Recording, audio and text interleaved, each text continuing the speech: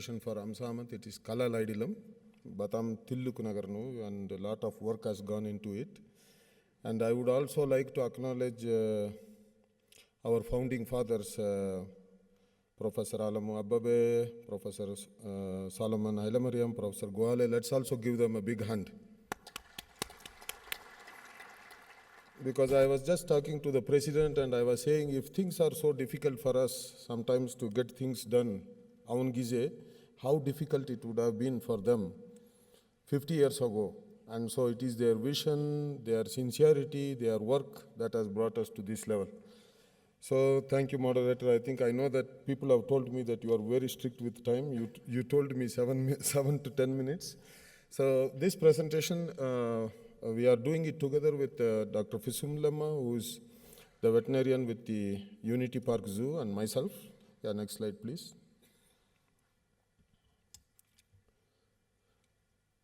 Alaka, next slide, please. You know, Misabuala Tinish Kabod Nadilam, Tinish Simamenalo, and thanks to the association, we had very good, nice food. Enem Buzu Beltanal, Ikarta. So, thought we had a number of words that were told to us, you know, sustainability, net zero, one planet, rewilding, restoration, so where does all these come from? So talking about the global environmental governance, I'll tell you why we need to be part of the global environmental governance is because the president and some of the colleagues have informed us today morning that we have to be on the table. Adila, Prof, when you made a presentation with the Harvard professor, you said we have to be in the table. So who fixes the agenda? These issues of net zero, sustainability, carbon sequestration, yalam lainu. So when did it start? So I'm not going to go into the details, but it started in 1972, which is contentious. I myself would not agree that it is 1972. Yeah, the first slide, please. First slide. Yeah, so it was the United Nations Conference on Human Environment that started everything. And then remember that every 20 years, there is a conference, Yalamlai, where every country comes together and fixes the agenda. So there was one in 1972, one in 1992, and that 1992 conference is very, very important for us when we talk about environmental governance, when we talk about one health, one planet, the 92 conference is very important. Then there was one in 2012. And that 2012, after 2012 conference, we also had one in 2024. This year, earlier, if you remember, in New York, there was Summit of the Futures. So these big conferences, though we watch them in TV, they dictate what agenda is being spoken about, what agenda is being discussed about for the next 20 years. So you would see that the 2012 conference of sustainable development that happened in Rio, which is called Rio Plus 20, is what has brought us the sustainable development goals. Likewise, the 1992 conference has brought us number of multilateral environmental agreements. I'll little bit explain as we move forward. Next slide, please. So we were talking about sustainable development goals today morning, right? And then as I indicated to you, this Haya Amat Sipsavanu that fixes the agenda. So the 2012 conference on sustainable development is what brought the sustainable development goals in 2025. So what does sustainable development goal has to do with veterinary science? Next slide. So I was doing a lot of readings, thanks to Dr. Fusumi, he gave me a couple of articles, and then, you know, like, let me pick one slide. It's very difficult to read, I understand, but there are 17 goals. I will share this article with our president. You can all have it, and there is direct linkage of veterinary science, veterinary services with every single sustainable development goals, whether it is poverty reduction, freshwater, partnership, So I picked one, which we may be a little bit confused, how can it be related? So the sustainable development goal number 12, which talks about responsible consumption and production. Thought we were talking about antimicrobial, resistance. So if we can responsibly use the medicines and restrict the use of antimicrobials, so that's about responsible consumption and production.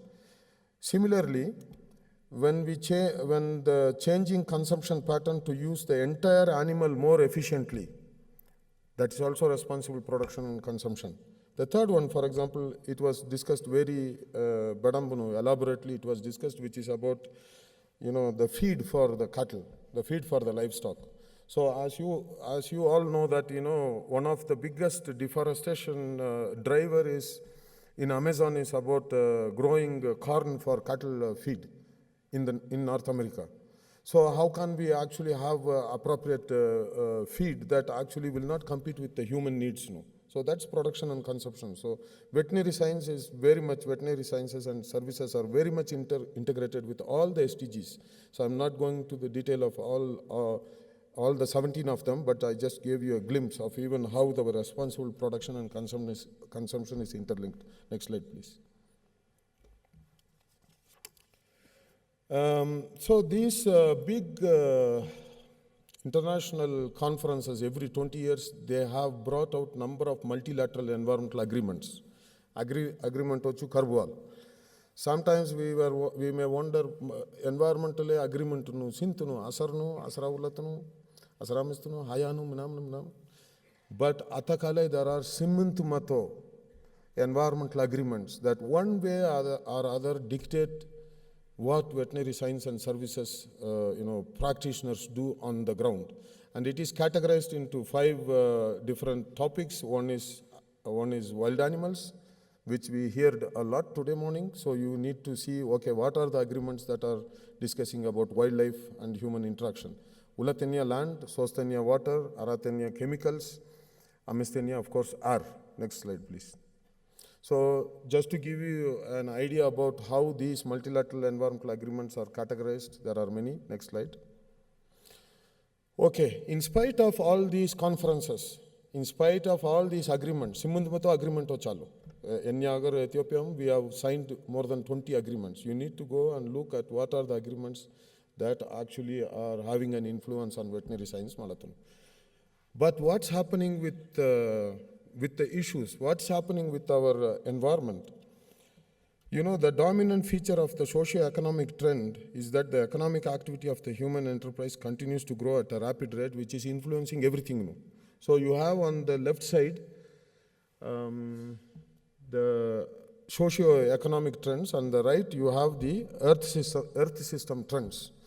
So the earth system trends, look at the graphs. Whether you talk about methane emissions. So you see methane emission is a big discussion internationally, and now and then you will see some news saying that methane emission has to be reduced from livestock. It is directly going to impact the livestock population in Ethiopia and especially in Africa. So we have to resist those kind of things.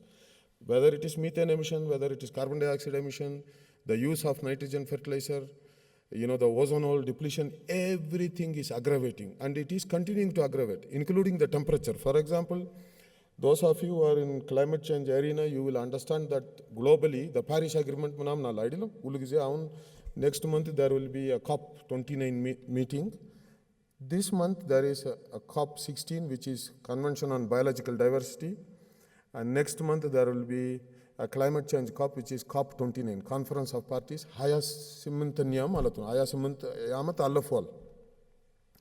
But the temperature goal was to keep the rise below 1.5 degrees centigrade. That was the goal that was achieved in Paris. It is not kept. We are going to pass that one, and scientists have clearly, IPCC as the climate scientists have clearly said through modeling work that we may reach 2 degrees, 3 degrees. What would that mean for Ethiopia? What would that mean for livestock? What would that mean for the water availability? What would that mean for the forage crops? Yethalayu Nagaro Chalo. So I'll come back to it where you need to intervene. Yeah, next slide, please. So you need to also know about the concept of planetary boundaries. This is the safe operating space. There are 9 planetary boundaries, out of which we have already surpassed Siddhistanu. I'll not go into the details. I know that our honorable moderator is keeping time here. Next slide. So I'll take 2 ecosystems. One is the forest ecosystem. You see the statistics. Almost 6 point something million, 6.37, as we grow old, we are having a glass, but it is too far away to read. Almost 6.3 million hectares of forest has been cut last year alone. Globally, around 100 million hectares of forest have been cut in the last couple of decades. Next slide, please.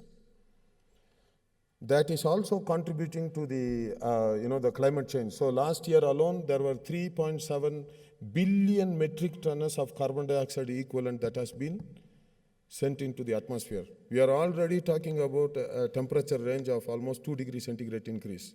And nobody knows, science hasn't yet given us what will happen if that happens. Next slide, please. And the state of the climate report, I will not go into the details, I just mentioned in brief to you. Next one.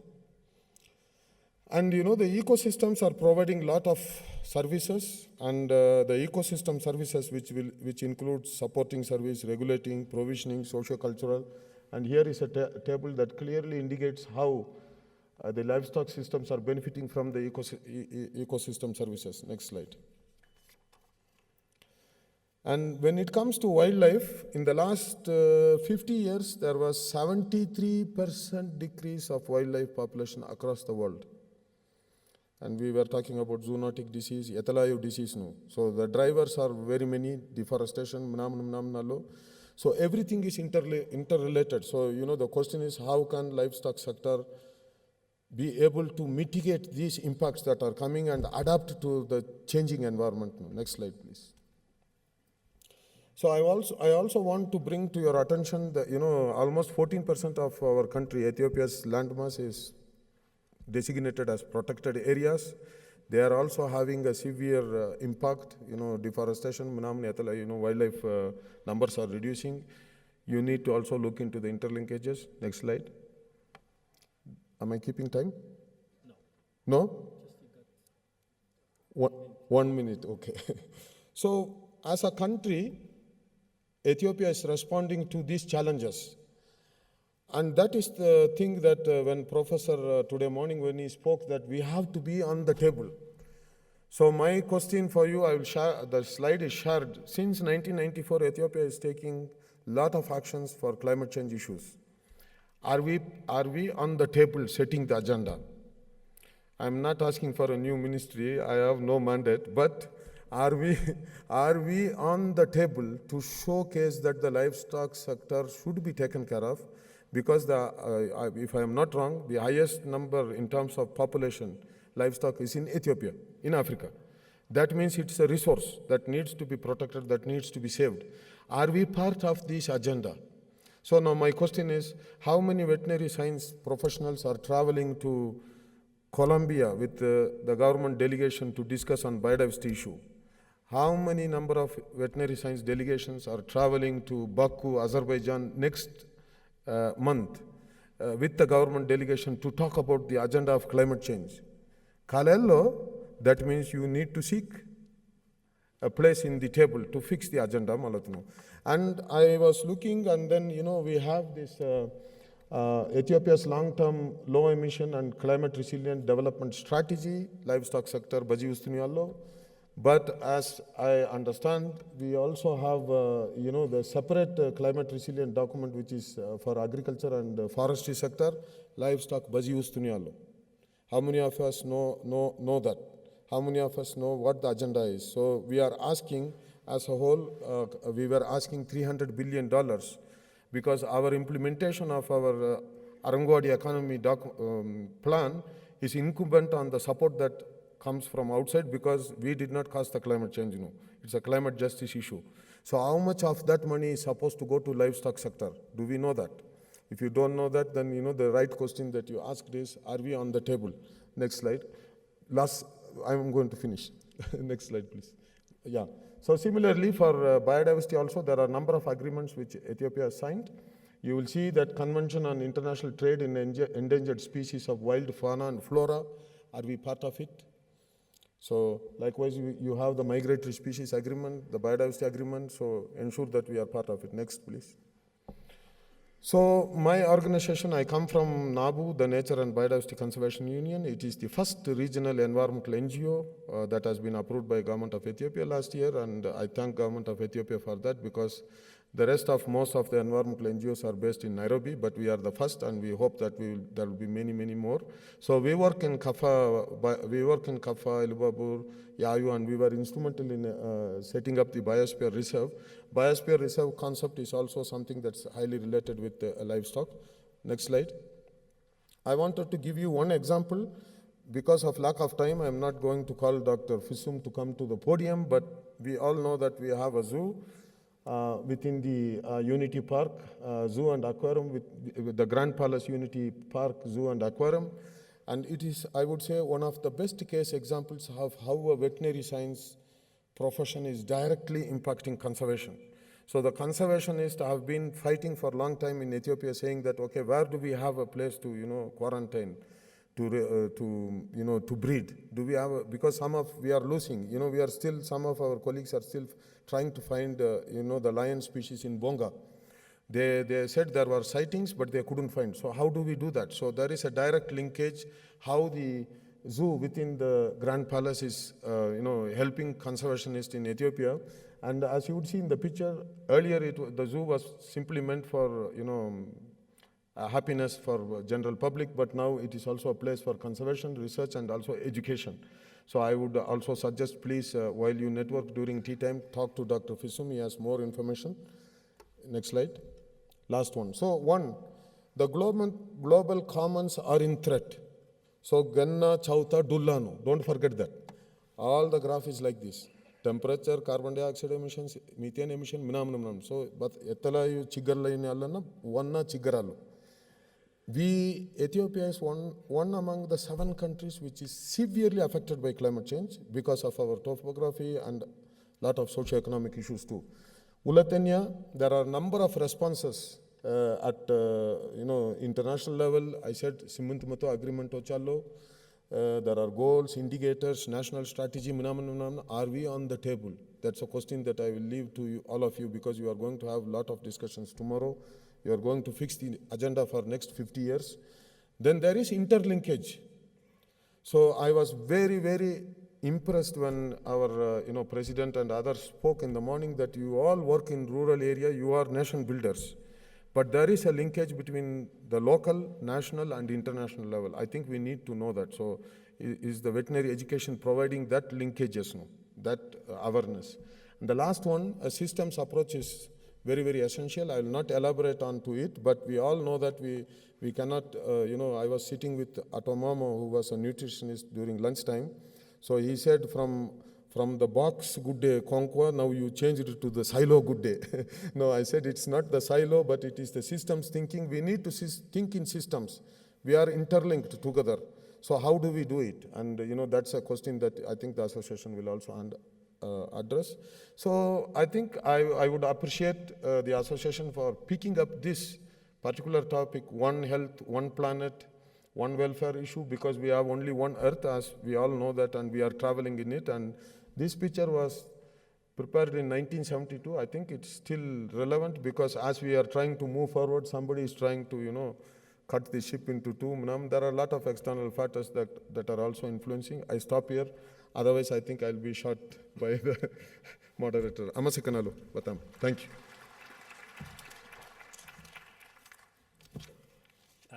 Thank you, Dr. Kumar. I think the guard outside didn't allow me to pick my gun.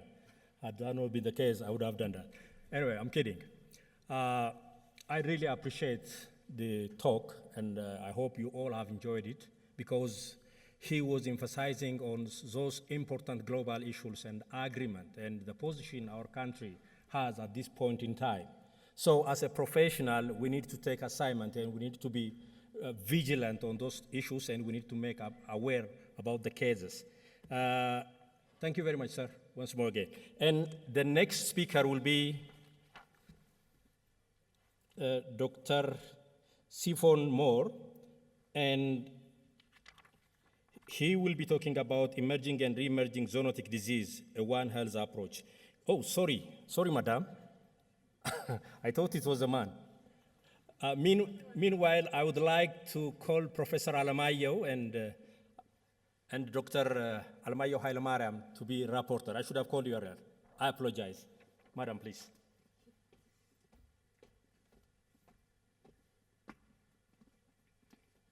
You also have 10 minutes, and I hope. I will do my best. Please do. Thank you so much for the opportunity to talk with you all, ladies, and especially the ladies, but also the gentlemen in the room. It is really a privilege. I come from the University of Liverpool in the UK, but I have been based in Ethiopia since 2018 as a principal scientist at the International Livestock Research Institute, ILRI, in Gudshola. So while I wait to get these up, I wanted to do a bit of a blended presentation today, talking about both the research dimension of zoonoses, as well as then linking that to some of the capacity building that we've been doing in our various projects over the years since I arrived in 2018. Next slide, please. So I'm going to start with a paper that we wrote early in my time here, which was really about trying to understand the landscape for research in the Horn of Africa. What was known about zoonoses, what was being researched, what was being prioritized for research, who was doing the research in the Horn of Africa, and then link that in, as I say, to some of our capacity building efforts. The One Health Regional Network for the Horn of Africa, which I led between 2018 and 2022, and now the COHESA project, which I'm the country lead for. Next slide, please. So this is the paper I'm referring to, which is published online, so you'll be able to look up afterwards. Next slide, please. So as I say, what we were really trying to do is understand the nature of zoonoses research and One Health research in the region. And you can see that there's really been a lot of growing interest in zoonoses research in the Horn of Africa. Ethiopia stands out amongst Horn of Africa for producing the most publication outputs over time. You can see there are around 700 papers produced from Ethiopia at that time. And what you can see in the red line there is the year that Ethiopia did the zoonoses prioritization workshop, and you can see that the top priority zoonoses that were identified in the first workshop were rabies, anthrax, brucellosis, leptospirosis, and echinococcosis. Next slide, please. When we looked, though, at trying to understand where is the research focus, there is not great alignment between the number of and volume of research and research investment that's there with national priorities. And that's not only true of Ethiopia, that's actually true of the entire region. So the picture on the left tells us that most of the research, nearly half of the research, has actually focused on 4 zoonoses, which I need to look up here. So brucellosis, echinococcosis, gastrointestinal bacteria, and zoonotic tuberculosis. 50% of the research investment, the research output, has focused on just those diseases. And you can see also, when you look specifically at the Ethiopian landscape, that there were some very important gaps related to what were, at the time, priority zoonoses: anthrax, leptospirosis, Rift Valley fever, which came a little bit later in terms of being identified as a priority. So there's a mismatch between zoonoses research and what are perceived to be zoonoses priorities. Next slide, please. We also tried to understand the degree to which this research was being done, through a One Health perspective. There are guidelines that have been established in the veterinary epidemiology literature, the COHERE guidelines, that say if you're going to talk about One Health research, One Health epidemiology, then you should be reporting data across the 3 domains: human, animal, and environment. So we looked at that by disease to try to understand the degree of overlap or the degree to which they were reporting.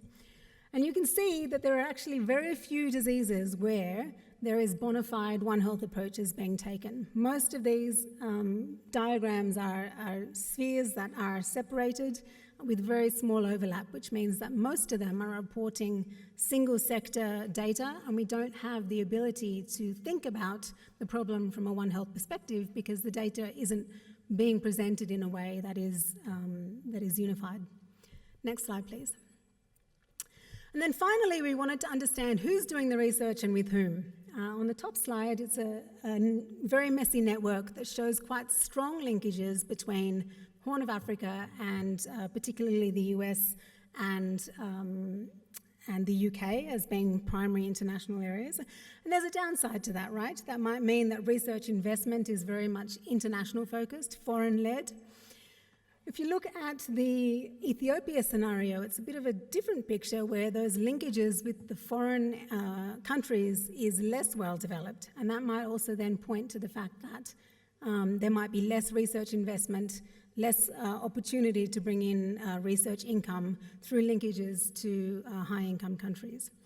But the other interesting thing from the Ethiopia perspective is that most of the papers that are produced are Ethiopian authors. So it's still only 60%, but that was a lot higher than other countries in the Horn of Africa. So who's doing the research? A lot of local research is being produced in Ethiopia, but perhaps missing the linkages to international institutions that can help to support the resource mobilization. So in 2018, we started a project called HORN, the One Health Regional Network for the Horn of Africa. I was the Ethiopia hub lead from ILRI, and we had another hub based at the Nairobi location of ILRI as well. And our mandate was really around strengthening the research capacity for One Health in the region, not just Ethiopia, but across the board. So we did this in a variety of ways. I guess the conventional ways would be through training and infrastructure, scholarships, sabbaticals. But one of the really unique ways that we did this was to use what we called research sandpits, where we brought researchers together from different organizations. We brainstormed together with local participants in groups to think through a problem and how they would approach it. And we guided them through the process of developing proposals, and then successful proposals were funded, and those researchers were mentored through the process of delivering that research. Next slide, please. And this had a really interesting side effect. So when we came in as a project, Addis Ababa University was our main institution. We were taking a One Health approach, so we were engaging different colleges within Addis Ababa University, which are indicated here in a blurry blue way. And then we had linkages out to a couple of the other institutions that were being managed through my Ethiopia hub. Next slide, next. We then injected this with these sandpit projects, some postdoc type projects, and other approaches to research. So in other words, we stimulated some research projects through this funding and mentoring mechanism. And next slide. Which brought in additional new partners throughout Ethiopia and started to really connect different organizations to different institutions who had not previously worked together. So following HORN, we had the opportunity, thankfully, to work with EU funding to carry on some of this work. Again, our main partner in this case is called a multiplier, and in this case, it's Addis Ababa University, but they're not a benefactor. They are a multiplier. Their aim is to help to multiply and cascade One Health approaches through government, through teaching, and through research. Next slide, please. And in Ethiopia, we've done this in quite a different way to other East African countries. Other East African countries are part of what is called an inter-university council for East Africa, IUCIA. Ethiopia is not part of that, and that means that developing a standardized approach and rolling out standardized approaches across universities has to come at a slightly different way.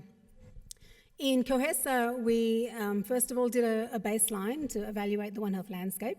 That was done and led by Addis Ababa University. Secondly, we engaged in this process called net mapping to help understand who is it that influences research and teaching in Ethiopia.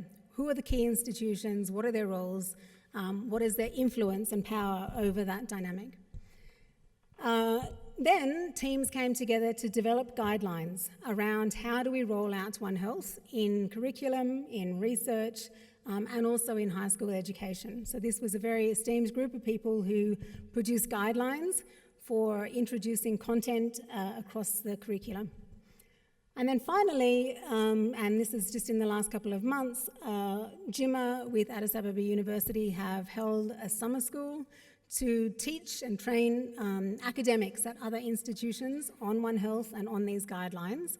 And then it's been the responsibility of those organisations, those individuals, those champions, to go back to their institutions to organise workshop to help sensitise higher management within their universities about One Health and incorporate One Health into the curriculum. And we're already seeing that the phrase One Health is being introduced and mapped out in various curricula in many universities now in Ethiopia. So rather than a conclusion, I wanted to end with an outlook. First of all, to say that the One Health network in Ethiopia is strong and it's getting stronger, and it's very much being driven by you as Ethiopians with ideas about how you want to bring One Health into your curriculum. And I think this is a really important point because beyond projects, these guidelines help to really institutionalize One Health teaching and training across research, but also across professional education. It's allowing us to embed One Health principles into the education at a variety of levels and address some very specific gaps that make it quite difficult within universities to do research, to do teaching in this One Health kind of way. And most importantly, it requires very few resources. It requires champions who can really mobilise people around them to be motivated in One Health and to take the matters forward. So I'm also really happy to say that JIMA University is looking to continue this summer school approach moving forward, bringing academics from different institutions together to sensitise them and train them on One Health so that that can then be the approach to sustainability moving forward. Next slide, this is my last one, which is just to say, of course, I'm standing here representing a whole lot of work that has been done by many people, including those in the room. So thank you all for your support along the way, and we really look forward to seeing how we can continue the momentum. Thank you. Thank you, Madam. Thank you, Dr. Mo, for giving us those important highlights on emerging and re-emerging zoonotic disease and how One Health approach can bridge and give synergy to the system. You also showed us how the global research on One Health and emerging issues are not that much in line with the demand because there are a lot of issues that are not properly addressed. When it comes to our context, still there is gap, and most of the research doesn't account the national priorities. So those of us who are working in these issues, we got an important signal that we need to align with demand. Of course, the level of partnership that we have with external, with the Western country also should view the South-South account. And the last and most important one is the way how these One Health issues can be integrated into the academic system so that the future vets will try to use the maximum out of it. Thank you once again. And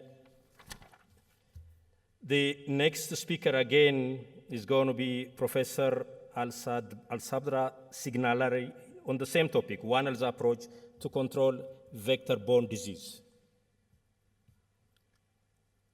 Prof, are you around?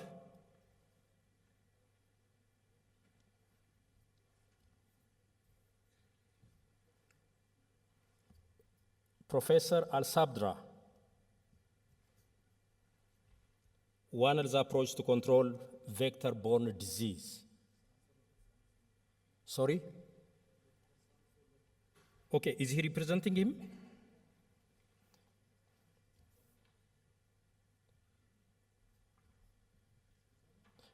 No. If not, Professor Taddasa Gwala. Is Professor Taddasa Gwala around? Yeah, please. Professor Taddasa will be talking about, again, on One Health approach to antimicrobial resistant traits.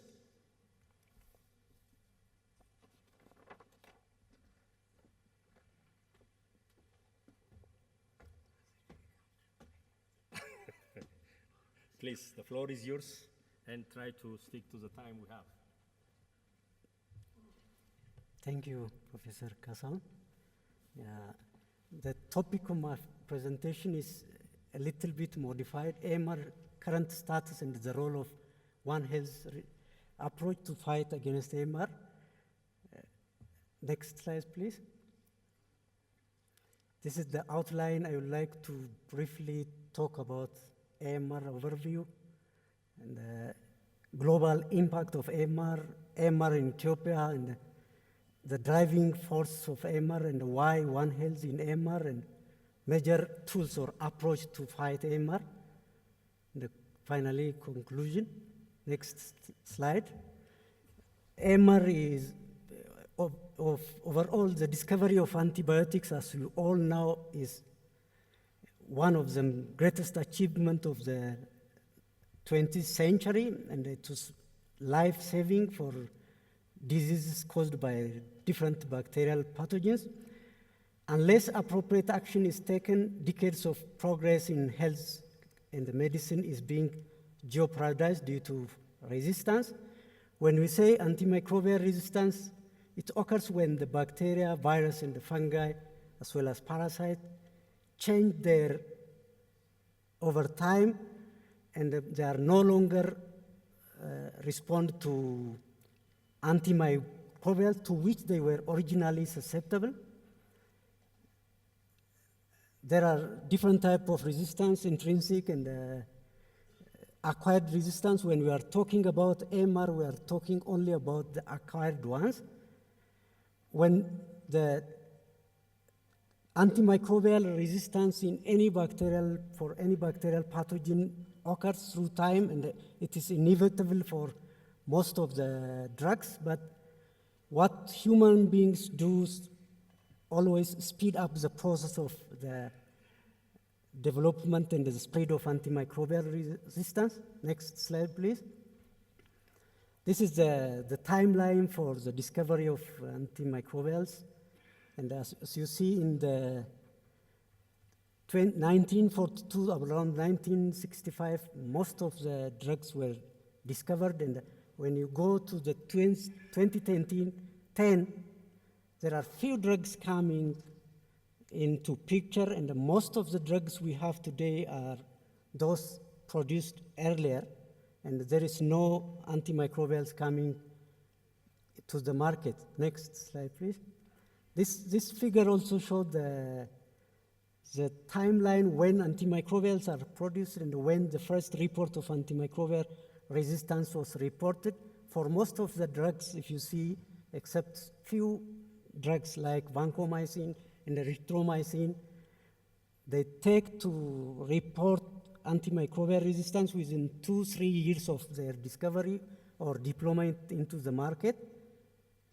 And when we see the molecular base of antimicrobial resistance, the major one is horizontal gene transfer due to the genetic markers carried on mobile genetic elements like plasmid, transposon, and integrons, while some bacterial species, they develop resistance due to mutation in their chromosome, which is not common for most of the pathogens, except few species like TB. Horizontal gene transfer is the dominant means of dissemination of resistance in most of the bacterial species. Next slide, please. When we come to see the global public health impact of AMR, AMR is a significant impact on patients and healthcare work systems. According to the recent systematic analysis, 4.71 million days were associated with bacterial AMR in 2021, of which 1.14 million days were attributable to bacterial AMR, this is a very recent publication. The recent reports from the African CDC showed that antimicrobial resistance causes major mortality, about 273 deaths per 100,000 population, which exceeding the combined death rate of HIV, AIDS, TB, and malaria. its impact is more serious in resource-limited countries like Ethiopia due to poor water and waters and sanitation, low vaccine coverage, and different related issues. According to the most extensive modeling of the impact of AMR led by the World Organization for Animal Health, which was released just a few weeks ago, the health care cost due to AMR is about 159 billion annually by 2050, unless major action is not taken. If no action is taken now, AMR could cause annual global GDP loss of 1.7 trillion USD, a return of 28 for every $1 investment is estimated to, if urgent action is to be taken. If we invest $1 today, we can get 28 USD in the long run. Next slide, please. This is one of the recent publication from Lancet, which shows the burden of antimicrobials, the mortality due to AMR is increasing, especially for the adult people compared to the young. They tried to compare the mortality during 1990 and the mortality during 2021, and the mortality decreased for the children under 5 years, while it is increasing for those older than 65 years.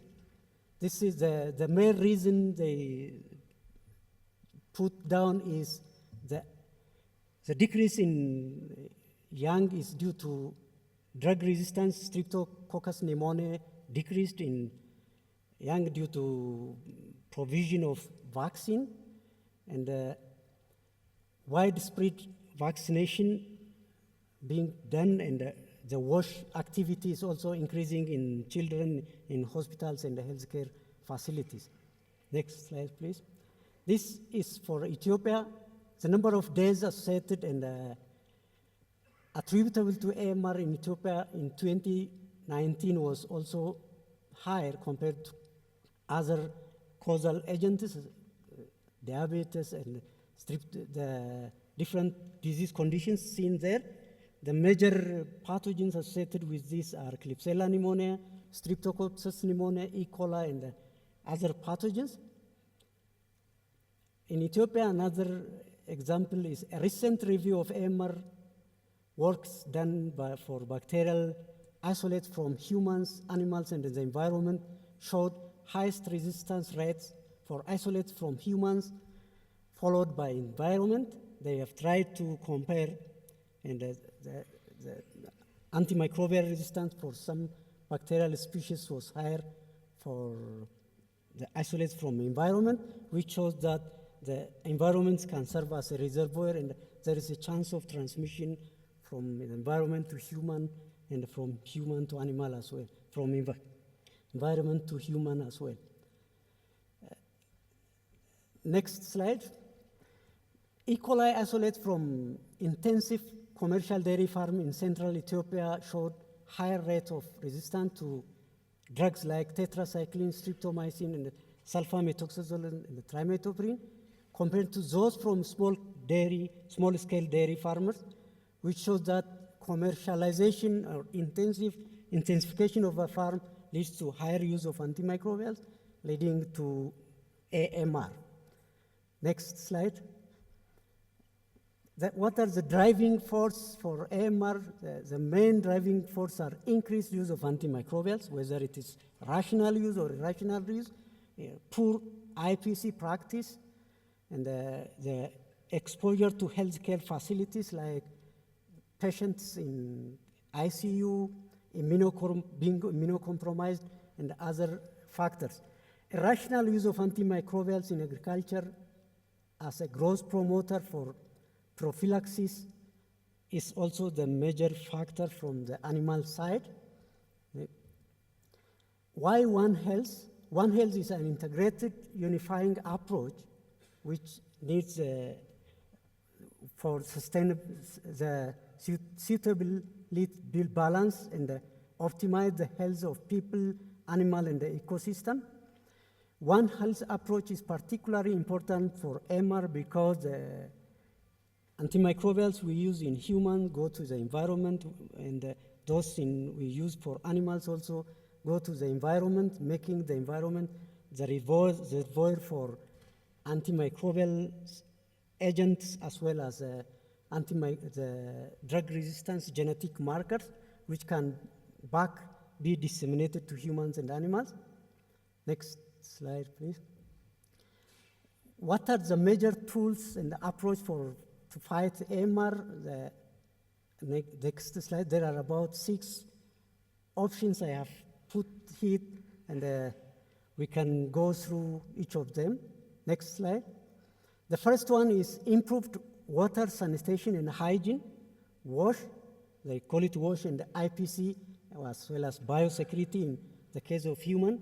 If these activities help reduce the infection rate, whether it is resistant population or susceptible. If there is no infection, there is no use of antimicrobials, and if there is no use of antimicrobials, we are not getting the selection pressure, and the resistance rate may not be increasing. Next slide. Another issue is awareness creation on appropriate antimicrobial use and the consequence of inappropriate use of antimicrobials, like different sectors of community should be trained, like health professionals, including in-service and pre-service, students, any community member, food animal producers, animal feed producers.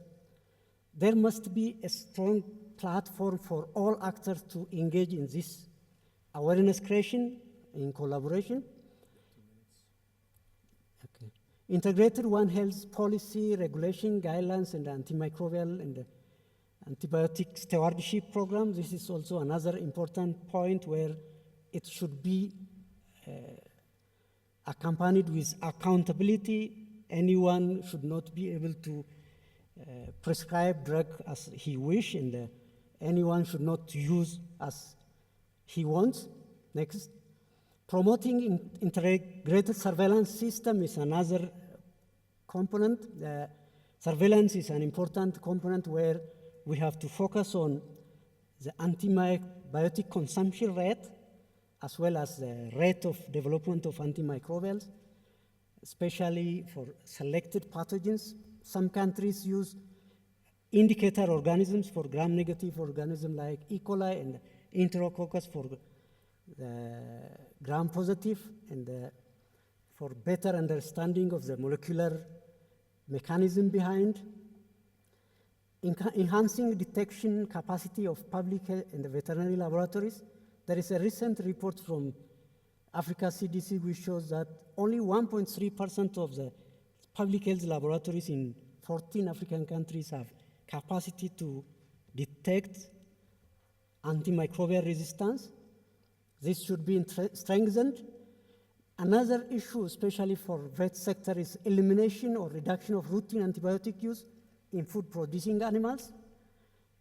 We usually use antimicrobials for therapeutic prevention and control, but the major one which increase selection pressure is use for growth promotion. Although this is not very common practice in Ethiopia, but it should be minimized. WHO recommends critically important antimicrobials for human medicine, not to be used to food-producing animals for treatment or disease control, unless it is exceptionally needed for this purpose. These drugs like fluoroquinolones, third-generation cephalosporins, and carbapenems are not recommended. Next slide. Promote wide-scale use of vaccines. This is the most important one for me. If there is lots of vaccinated animals we have for non-bacterial disease, there is low rate of infection, which allows not to use antimicrobials. If there is no infection, we don't use. Again, indirectly, vaccinating for viral disease will also decrease the portion of disease caused by these viruses, and in that case, we may not be using antimicrobials. Reduced infection rate means less use of antibiotics. Less use of antibiotics leads to less selection pressure and less AMR. Next slide. This is just to show the advantage of using vaccine instead of antibiotics. This is the same, the selection pressure is very low in the case of vaccines compared to antibiotics, and the resistance is not common. There is evidence of use of vaccine in reducing AMR burden in animals. There are some studies which show that low level of antimicrobial use when animals are vaccinated. Next slide. There are several other alternatives. To touch some of them, the use of microbiota, improved diagnostic tests like rapid testing of presence of antimicrobial resistance. Next slide. Use of monoclonal antibodies against selected MDR pathogens, and bacteriophages are also recently being tested for antimicrobial resistance. As a conclusion, AMR is a serious global emergency, especially in low and medium income countries. Strengthening of IPC in health facilities, biosecurity in farms, integrating coverage of available vaccines in both humans and animals, awareness creation among stakeholders are among the proven strategies for the prevention and control of infectious diseases, thereby reducing the need for antibiotic use and then AMR. Invest in the research and the development of new vaccine and antimicrobial resistance are the conclusions I have. Reducing the use of antimicrobial resistance is the most important for not using excess antimicrobials. Every time we use antimicrobials, there is selection pressure, and for this, reducing the use is important, and this is all I have. Thank you. Thank you, Professor Tadesse. So you took us a few extra minutes. Still, you are excused for talking on such important topics. In the course of his presentation, he briefed us about AMR and level of its global threats, rate of drug discovery, particularly these days, and molecular basis of AMR development, the pressure AMR has on the current health system and the economy, and driving forces, and why One Health at this point in time in order to fight such a disaster. Thank you, Professor. It was really interesting, and I hope you all have enjoyed it. And the next speaker is Professor Al-Sabdra. And Dr. Samson, please. And he will be talking about One Health's approach to control vector-borne disease. He will be talking on another very important topic, and I hope he will stick to the time. Thank you. Okay. Thank you, Professor. Good afternoon. It's a pleasure to be here to present my findings. But before that, I would like to acknowledge the committee for inviting me to talk on this topic.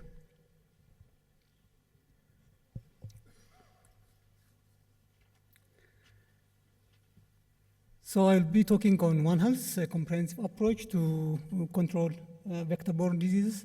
I may actually give some background information before that, but I will more focus on the impact of Rift Valley fever. So I will use a case of Rift Valley fever, but I will also try to stick to, I will also try to explain about other diseases as well. So maybe to give some highlight, as you can see, vector-borne disease, they can actually result in a very, very heavy burden.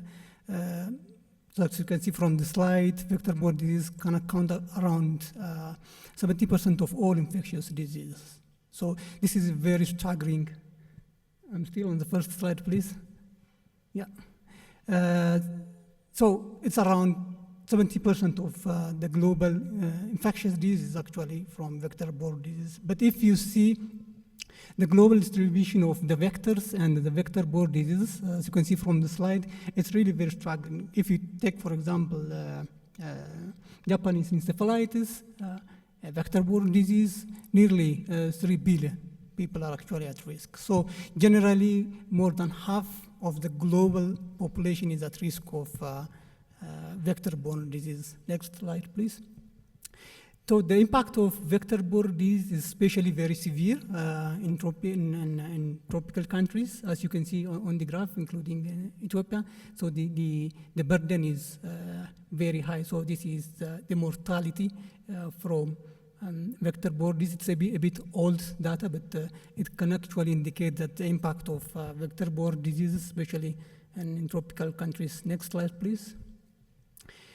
So what are the factors that govern the distribution and also the impact of vector-borne disease? We have different factors, as you can see on the slide, but basically you can classify this into 3 categories. We have climate change, which is actually a very concerning issue these days, and we have also human behavior.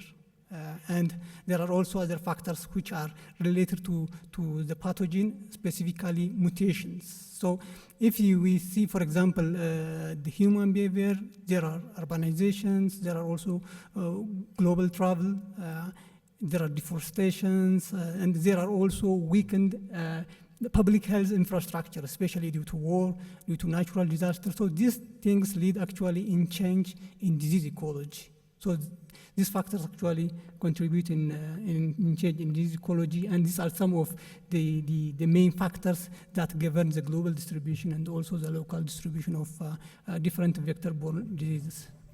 Next slide. So if you see the vector-borne disease and the One Health, so we have public health, we have also animal health, and we have also ecology or ecological health. And the integration of this actually results, especially the role of vectors in this, will actually make a vector-borne disease a very nice approach, or control of vector-borne disease using One Health approach. It's very suitable. So vector-borne is really very suited to use like in One Health, as you can see in One Health tried. Next slide, please. So I try to illustrate how different ecological factors influence, or different ecology influences the spillover of different vector-borne diseases, especially arboviruses. So we have generally this kind of ecologies. So we have, as previous speakers also highlighted, we have, for example, the wildlife ecology, in which most vector-borne diseases actually circulate. So mosquitoes and different species actually involved in this, in maintaining the transmission of vector-borne disease in the wild. In the wildlife, we have another ecology, which is the domestic, especially the agriculture. So you can see again how different vectors, especially mosquitoes and the ticks, play in maintaining the transmission of vector-borne diseases in livestock. Again, in urban areas, in human settings. Now, between these 3 ecologies, we have another shared ecology. So this is the human livestock wildlife interface. So this is the risky area. So the control of vector-borne disease could actually target this kind of scenarios where we can actually mitigate the spillover of this vector-borne disease from wildlife to humans, and also from wildlife to livestock, domestic livestock, and also from domestic livestock to humans, as you can see. But there is also reverse zoonosis from humans to livestock as well. So I try to highlight here how these ecologicals, different ecologies, can actually really influence the transmission and the spillover of vector-borne diseases. Next slide. So this is the host environment threat, as most of you are very familiar with this. So For example, in an arboviral disease or in different vector-borne diseases, the virulence of the factor or the pathogen matters, the transmission capacity matters, but in terms of host, susceptibility to that pathogen again matters, prior infection or the immune status of the animal or the human also matters, and especially from the environment aspect, climate change is there, and sanitation, and all these factors actually contribute. So whenever there is a suitable condition from the agent, from the host, and also from the environment, then this can occur, as you can see on the this agent-host environment thread. Next slide, please. So I'll talk a bit on Rift Valley fever, why Rift Valley fever is really a very perfect example for One Health approach, because one, it's zoonotic, so it can transmit from animals to humans, and the other one is, it is environmentally driven. Especially in East Africa, Rift Valley fever is more related with heavy rainfall. So whenever we have heavy rainfall like El Nino, we'll have emergence of vectors, especially Aedes mosquitoes, then it will result in outbreak of Rift Valley fever. And control of Rift Valley fever is usually governed, or effective control of Rift Valley fever can only be addressed using different intersectoral collaboration. So we need to have the engagement of human health professionals, animal health professionals, entomologists, environmentalists. So you need to really engage very different disciplines to effectively control vector-borne, especially Rift Valley fever. So that's why I wanted to really stick on Rift Valley fever to make my case. Next slide.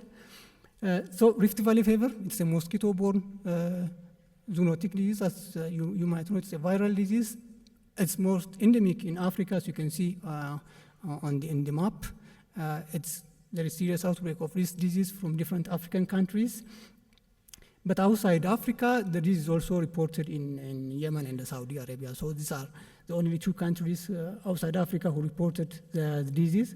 But the global risk of Rift Valley fever is much wider, as you can see on the map. So even Latin America and Indian subcontinent, Southern European countries, these countries are also at risk of Rift Valley fever. Next slide, please. So let's talk a little bit about the Ethiopian perspective, what we know and what we don't know. So we know that we have serious outbreaks of Rift Valley fever from neighboring countries, specifically from Kenya and Somalia. And we know that we have the competent vectors. So we have the primary vectors for this disease, and past studies have also reported seropositivity. So this is what we know so far about Rift Valley fever, the knowledge gaps. We don't have official report of Rift Valley fever from Ethiopia, both in humans and on animals. So there is a limited research on Rift Valley fever from Ethiopia. We don't know whether the virus is circulating in livestock, in humans, in mosquitoes. And so there are a gap in surveillance. Next slide, please. So despite the similarity, the ecological similarity with nearby African countries, especially with southern Kenya, even the whole Kenya, Somalia, from where this is reported, we have never reported Rift Valley fever from Ethiopia, but the country is at risk. So if you see this map, this is the map we developed to highlight the risky areas in Ethiopia. So areas in red indicate risk areas, and the areas in blue indicate areas which are less risky. So we developed this model using habitat suitability model, using the primary vectors of Rift Valley fever. Next slide. So if you see this one, this is a study from Somalia who reported seropositivity Rift Valley fever. So they reported some very, very high seroprevalence, especially in camels, as you can see, like 42% seroprevalence in camels, and also around 30% prevalence in humans. So this is a study conducted in. So there is also another study which is conducted in South Omo. They reported around 5% prevalence in cattle. And so you can see these areas are climatically suitable for the vector. As you can see again, a study from Gambella indicate around 7.6% in cattle. And this really indicate that the suitable areas and the seropositivity it's somehow actually linked. Next slide. So using a support we obtained from different institutions, specifically from Horn Project, which was actually led by Dr. Shivommo, and also for using fund we obtained from Addis Ababa University and Kauluvan. We have been actually conducting surveys in different parts of the country. So we conducted habitat suitability model, as you already see. We conducted mosquito survey. We also try to do both morphological and molecular characterization of the mosquitoes in Ethiopia. We also try to detect molecularly Rift Valley fever from Ethiopia. These are some of the pictures from different parts of the country. So we conducted a study in Oromia, in Somali, and the former South Nation Nationalities and the People's Region, and also in Afar. So we try to address actually different parts of the country, and we trapped mosquitoes from these regions. Next slide, please. So these are some of the results we obtained. So we actually collected a very diverse mosquito species from different parts of the country, but if we classify the type of mosquitoes we identified could classify into this genus. We identified species in the genus Culex, in the genus Aedes, especially the genus Aedes are the primary vector for Rift Valley fever. We identified different Anopheles species and also Mansona and also other. So this is at general level.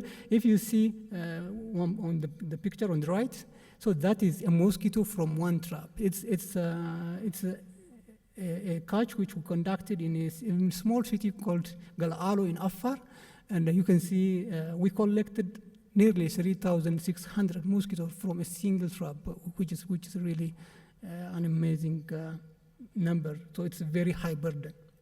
Next slide. So we identified two major species which are the primary vectors of Rift Valley fever from Ethiopia. One of the primary vectors of Rift Valley fever in East Africa is Aedes mictusi. This species is identified in Moyale, in Borona zone, and we also identified this species from Afar in Gawani. Next, the previous slide, please. So in Moyale, this is very important because Moyale is a neighbor with Marsabit County in Kenya, and we know that there are serious outbreaks of Rift Valley fever in Marsabit, and this is very important. So having a primary vector in Moyale is we need to really look into this very cautiously, because once we have very primary vectors in those areas, the chance that we can have the disease here in Ethiopia is very high. Again, if you see the other species, this is another primary vectors. We captured this species, Aedes ocras, from Borana, in Moyale, Abelo, and Elweye. And we also identified from the former, again, South Nations and Nationalities people. We identified this from Arbaminch and also from Sagan Valley. So you can see that we have even these primary vectors in some central part of the country. Next slide, please. So we collected the mosquito. We also did some molecular characterization. So we have like 204 samples. From that, we managed to identify like 16 species. So you can see those species we identified, and we barcode these mosquitoes. And now the sequence of this mosquito was actually in the gene bank. Next slide. So if you see this species, this is a Culex species, and we try to also look into the feeding behavior of these mosquitoes. As you can see, this mosquito, it can feed on humans, it can feed on donkeys, cattle, sheep, goats, rat, bats. So these mosquitoes, it has a very diverse host range, This is very important because the chance that this species can bridge a vector borne from wild like bats and rats to humans is very certain. So it's a very important vector. Next slide. So to see the vectoral capacity of, next slide please, of, now the previous one. $100. Yeah, so this species is a competent vector for Japanese encephalitis, for Rift Valley fever, for West Nile, and also for, so it is a very important vector. So we need to really look into the type of mosquitoes we have and also the type of pathogens they harbor. Next slide. So the way forward, why it matters, there is a potential for a future outbreaks in Ethiopia for different vector-borne disease, including Rift Valley fever. The risk is very high. So improving the vector-borne disease surveillance in Ethiopia is very important. So we need to really enhance our surveillance, and also we need to also enhance our soil surveillance. We need to also have very stronger diagnostics, both for humans, wildlife, and animals. And we need to also mobilize resources, and we need to also have regional collaborations with neighboring countries. Next slide. To conclude, maybe my key takeaways, it's a very potential threat, especially Rift Valley fever is a very potential threat for Ethiopia. So there is a lot of things which we don't know. So we need to really focus and also do different kind of epidemiological, entomological, and molecular studies to understand the epidemiology of different vector-borne diseases, including Rift Valley fever. So strategic investment in surveillance, research, and also there needs to be a political will. So finally, maybe the first slide, please, again. One slide, yeah. So if you see this picture, I took this picture from Galaalo again in Afar. You can see that is the house. You can see a water, swampy area. It is from this place we catch 3,600 mosquitoes per trap. So the engagement of different discipline, environmentalists, health professionals, and different discipline is really important. That's where One Health can really play to mitigate vector-borne disease. And thank you very much for your attention. Thank you, Dr. Samson, for talking on that important topic, which is vector-borne disease, about the global distribution and factors that influence, and for picking specific example, RVF. Based on the finding you have, maybe there will be a paradigm shift on the way how we understand, explain this disease in our country. Thank you again. I think we have more presentations to handle this afternoon before the health break. Is that the case? So I call Mr. Fu Jin, a pharmacist from Chongqing Fantong Animal Pharmaceuticals, and Mr. Jin will be talking about avian influenza, and he will be using the coming 10 minutes to explain about this important zoonotic disease that's very much related with birds and human. Please. Okay. Honorable guests, Your Excellency, my colleagues from China Aid Senior Agriculture Expert Group to Ethiopia, ladies and gentlemen, good afternoon. My name is Fu Jin, working for Fantong Animal Pharmaceuticals. Our company, next slide, please. Yeah, used to be a veterinary college affiliated pharmaceutical factory, still owned by several professors of the same veterinary college. And we are one of the top 10 among 1,600 veterinary medicine manufacturers in China, Our local representative is AHM Enterprise, who is very helpful to us. Dear comrades, our job is an honorable job. Let me use this topic to illustrate how our job plays a critical role to guarantee One Health. In 2013, in China, our poultry industry was harassed by avian influenza H7N9 virus disease. Both poultry and human were unraised. But since 2017, this disease seems disappeared, seems no longer a problem to us. I have to say this is a contribution made by our comrades, a group of scientists who work in Harbin Veterinary Research Institute. As our company has made a technical cooperation with this institute, we jointly developed several veterinary medicine together. We have our office in Harbin. So let me share their steps.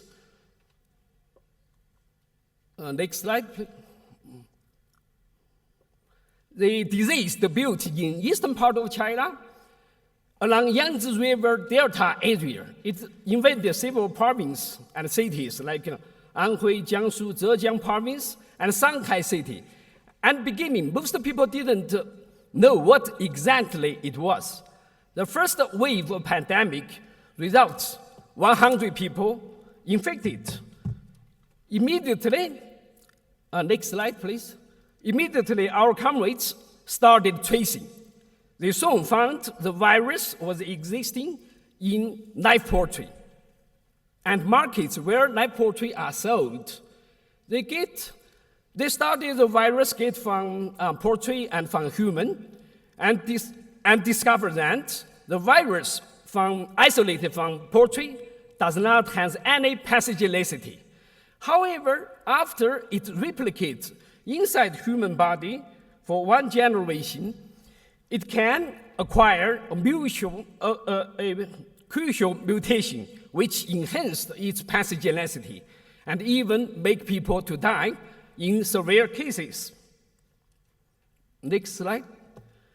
They have used Murine module and Forwright module. You know, these two modules are popular modules to study respiratory disease nowadays.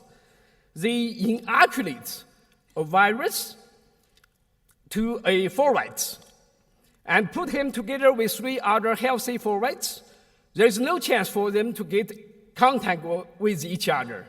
After a week, 2 out of 3 were infected by H7N9 virus. Next slide, please.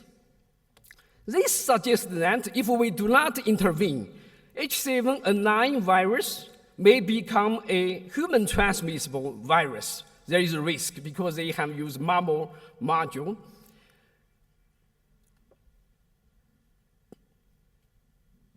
Yeah, back in 2013, we successfully controlled disease by what means closing down all live poultry markets. But worry remains there. As I mentioned, the virus does not cause any disease on poultry.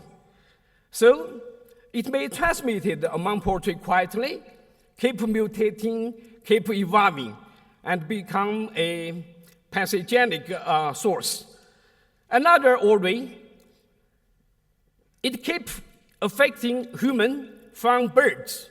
Then the virus may mutate inside human body and may become a pathogenic source. You know, at that time, maybe most people didn't understand what does this mean. But after COVID, everybody should understand what does transmissible among human means. COVID brought us a disaster globally. Fortunately, mobility is low. I tell you, H7N9 virus disease on human is around 40%. At that time, it is only no pathogenic. It may develop into high pathogenic avian influenza virus and causing human pandemic by air droplets, lead to the outbreak of human flu. Next, please. Next. So based on these concerns, our comrades keep a very close surveillance. Yeah, previous one, please. Yeah. So from 13 to 19, they collected more than 200,000 samples altogether and isolated more than 700 strains. And they made a complete systemic study and totally understood how it evolves. This provided a good database for the government to make decisions. Among all this data, in 17, they isolated a strain from sample in Guangdong province, which proves to be Hypa. Next slide. Yeah. Just a few months after this isolation, the disease started to spread from Guangdong, south part of China, to all over China. All this pandemic occurred in layer farms, causing millions of layers being killed. Prevention and control of H7N9 virus disease was top priority in that year. Next. Yeah, another phenomenon is that after Hypa get same mutation which NoPi did earlier, it become high lethal. What's more, transmitted among mammal in high efficiency. Now they started to kill poultry, to kill human in high number. According to a study made by Professor Wang Danyan, next slide, please. This rate reached 50% with the new feature. You know, in the past, victims who died, most of them has underlying disease or they are senior citizens. But in this pandemic, a lot of young people died without any underlying disease. So this virus not only poses threats on poultry, it poses greater threats on human. Next slide. Another phenomenon is that in middle years, it transmitted on poultry, but after it became Hypa, it invaded dogs. It gets some gene from dog source virus, meaning become more difficult to be controlled. So this time, our government want to stop them completely. In the past, you know, the way of control is like kind of passive, like surveillance, like lockdowns. But this time, we want to stop them completely. Vaccination become a solution. Our comrades have ever developed H5 vaccine to control H5N1 and 7. This time, they successfully developed a bivalent vaccine, which can control these two types of virus simultaneously without increased cost. So started from September 17, we launched poultry vaccination program countrywide. Next, please. Next. Yeah. This page tells us the situation before and after vaccination. Before vaccination, no matter it is Hypa or NoPi, there are many. But after vaccination, only a few strains can be isolated in the market. Isolation degree reduced by 93%. Next, please. So the good effect was obvious. This is an infection situation on human. You know, from 13 to 17, we have 5 pandemics, resulting 1,500 people infected and over 600 people died. You can say in 17, there is a sharp increase after virus become Hypa. And that time, we are very scared, worrying next pandemic may not be hundreds, maybe thousands, even lead flu, lead outbreak and a larger scale. Next. When there is a pandemic, due to panic, people dare not consume poultry and poultry products, leading huge poultry products being destroyed, causing $1 to 1.3 billion lost every year. After vaccination, we no longer heard lockdowns, so this $1.3 billion lost be saved. Next. 1 year after vaccination, only 3 people died from it. Another year after, 1 people died. In the year 2020, no people died of it. They calculate from October to October. Next. So, conclusion.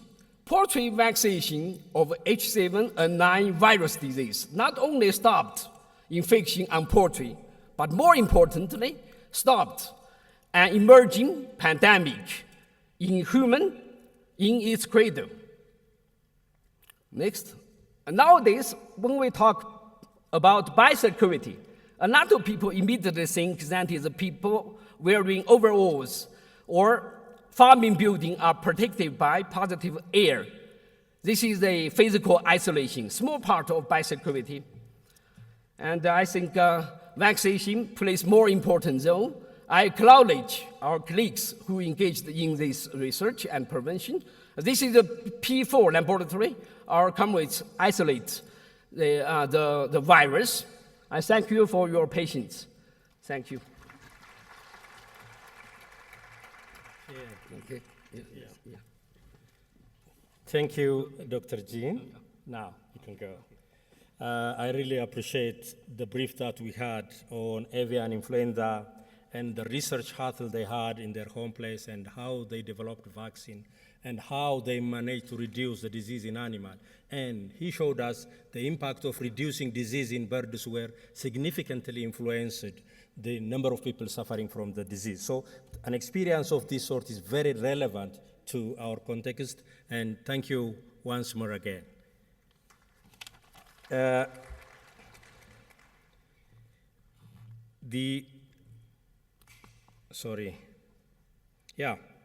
The next speaker will be Dr. Fakada Ragasa.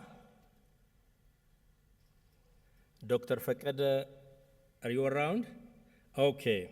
Dr. Fakada will be talking about mapping high probability area of Bacillus anthracis occurrence in wildlife protected area in South Omo, Ethiopia. And addressing issues of this sort is very relevant so that our government can take action, and all those people engaged with research will focus in doing relevant research in these areas. And thank you, Dr. Fakada. And you got 10 minutes, and I hope you'll stick to it. Thank you very much, and I'm very happy to be here and present on this special occasion. And I want to congratulate the founding members, all veterinarians, and the event organizer. I'm working in Ethiopia Wildlife Conservation Authority, and my title is Mapping High Probability Area for Bacillus anthracis Occurrence in South Omo Zone in Ethiopia. My presentation have a short introduction, method, result, discussion, and conclusion. To start with introduction, anthrax, which is typically associated with bioterrorist, is zoonotic disease caused by gram-positive bacteria known as Bacillus anthracis, and it's widely distributed in all continents and several islands, in which soil naturally rich in organic matter and the calcium promote the survival of resilient Bacillus anthracis and serve as reservoir host. Because of the difficulties encountered in vaccinating free-living wild animal, anthrax retain a place in the ecology of wildlife. In wildlife, anthrax occur in several African countries, including Ethiopia. For example, next slide. For example, in 1919, the occurrence of anthrax in Mago National Park caused the death of ungulate, primate, rodent, and the birds, in which laser kudu is severely affected, 1,531. I think 131 laser kudus died from anthrax. Due to lack of land use plan in the policy, livestock shared the same watering and a grazing point in Omo, Mago National Park, and Tama Wildlife Reserve.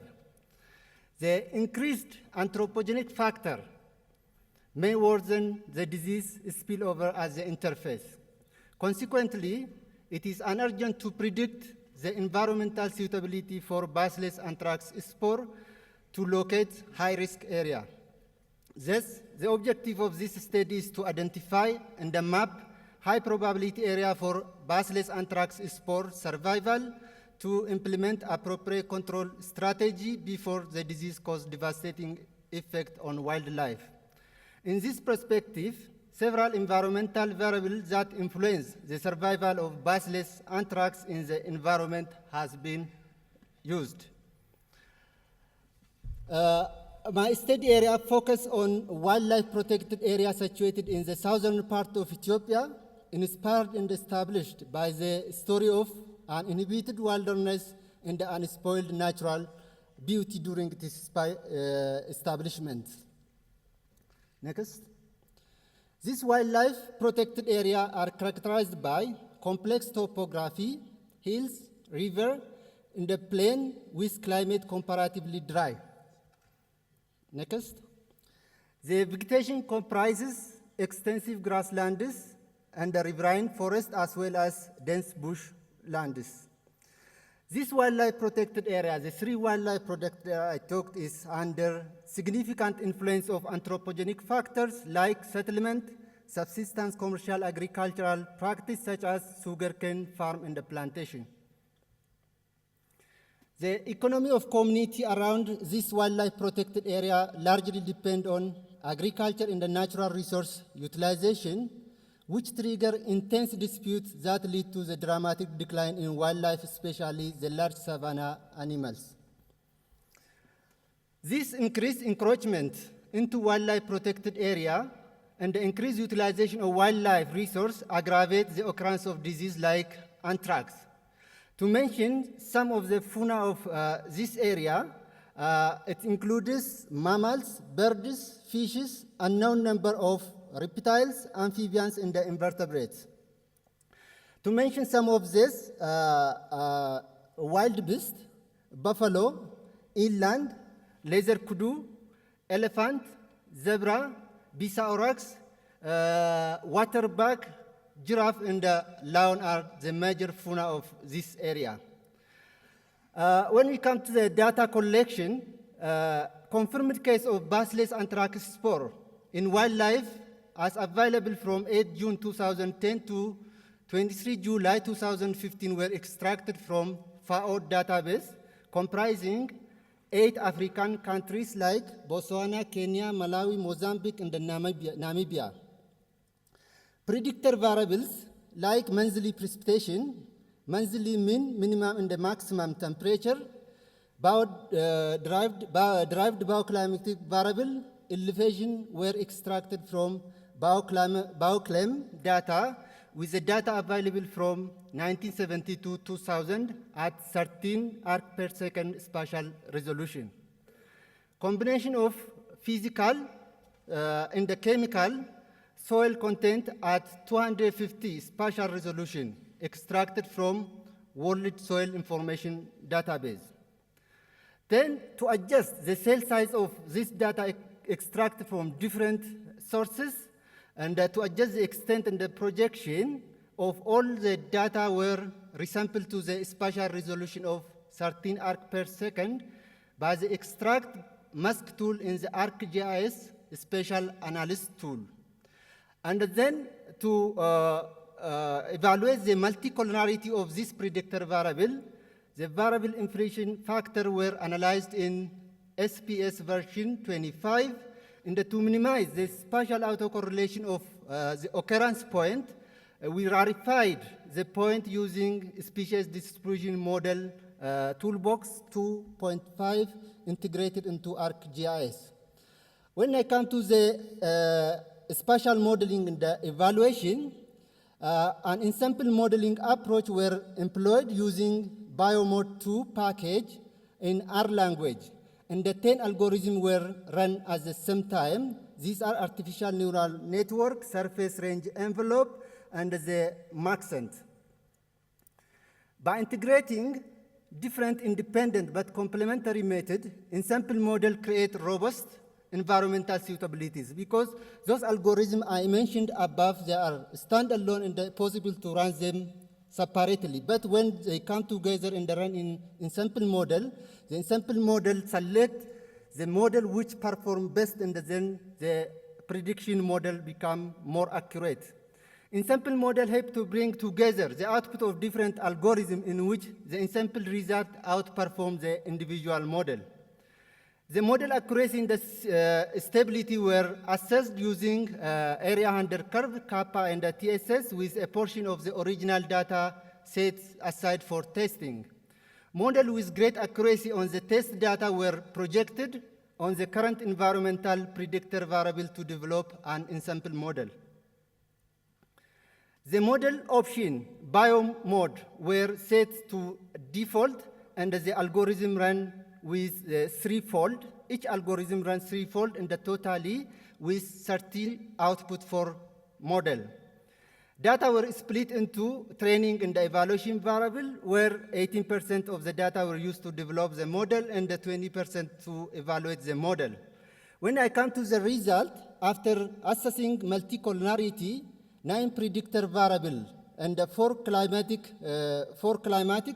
and around 7 soil variable used. From this, precipitation of December, precipitation of wet quarter from the climate, and from soil pH, soil sleet, soil calcium, phosphorus, and the calcium is selected for final model building. The variable inflation factor analysis indicates that no severe correlation between the final selected predictor variable listed on the previous table. The evaluation score of the variable importance shows that precipitation contributes the most in the individual to the individual and the final ensemble model, except for 2 models.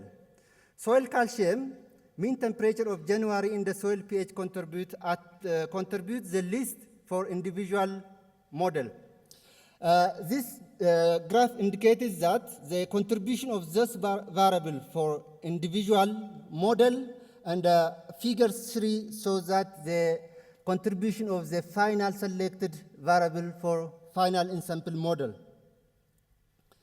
The ensemble model outperforms the individual model with the highest evaluation score combined with the high sensitivity and the specificity, indicating that accurate discrimination of this model for habitat suitability for Bacillus anthrax spore survival. As indicated on this graph, the last bar is an ensemble model with ROC, TS, and the kappas are greater than for all individual model evaluation score. When we come to the mapping, the largest suitable area for Bacillus anthrax occurrence in Omo National Park, around 23% or more than 1,000 kilometers square, are located on the western side, bordering Surma and following the Baishan mountain. About 36% or more than 700, next slide, 700 kilometers square of Mago National Park bordering Hamar in the Bannas Amai, as well as Aris, were categorized under high suitable area. Area with a deep red is areas that are categorized under risk or highly suitable for Bacillus anthrax spore survival. About 29% or greater than 14 kilometers square of Tama Wildlife Reserve is categorized under high suitable area. Next. When I come to discussion, okay. In this study, an ensemble model approach was used for the first time to map the potential risk area for Bacillus anthrax spore using an environmental variable. Therefore, the finding of this study provide important insight for spatial allocation and the prioritization of resource for anthrax surveillance, prevention, and the control based on the predicted risk level within the 3 protected area. Thank you very much. And the full article is found on this link and easily downloadable if anyone wants to read the full article. Thank you, Dr. Fakad, for highlighting us with such informative findings on Bacillus anthracis and the ecosystem that support. I hope this is very, very practical study, and it is of great help in the effort that we make to control this problem. I'm sorry, because of the time pressure we have, we are forced to push the last two presentations for tomorrow, and Dr.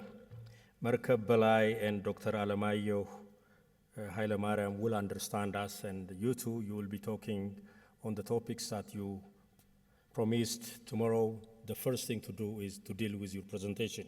But Dr. Hamid is the next speaker, probably the second from the last, and we also have one small presentation, not presentation, but a brief talk by professor from China about the veterinary situation in China. Not this time, just wait for us, sir.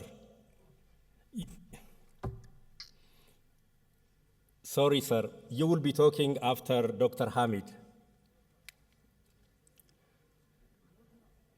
Okay. I really apologize. Yeah, you will be talking after him. Sorry. Dr. Hamid will be talking about the animal welfare versus trade. Dr. Hamid, the floor is yours.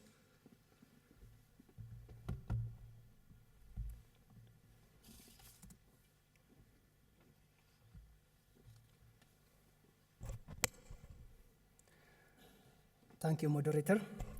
Good afternoon. I know the time is late, and I will try to compile my presentation within few minutes. My title is Animal Welfare and Trade.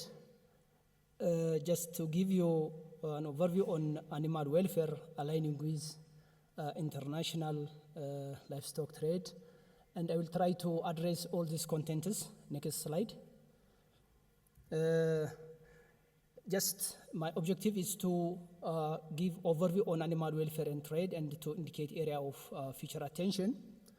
As part of today's theme, One Health, One Welfare, and One Planet, I think Professor Donald, Dr. Rekba, and other presenters addressed a lot about welfare.